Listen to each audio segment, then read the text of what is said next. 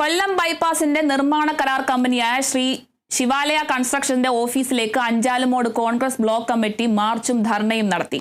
നിർമ്മാണ പ്രവർത്തനങ്ങളിൽ വീഴ്ച വരുത്തിയെന്നും സുരക്ഷാ മാനദണ്ഡങ്ങൾ പാലിച്ചില്ലെന്നും ആരോപിച്ചായിരുന്നു പ്രതിഷേധം.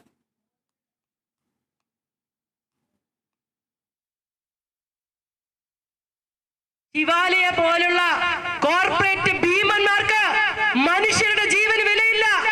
ഈ റോഡിൽ കൂടി നമ്മൾ പോകുമ്പോൾ കാണാം, ഇവിടെ നമ്മൾ സമരം തുടങ്ങിയപ്പോ ഇടയ്ക്കിടയ്ക്ക് ചില തൊഴിലാളികൾ വന്നു നിന്നു. ആ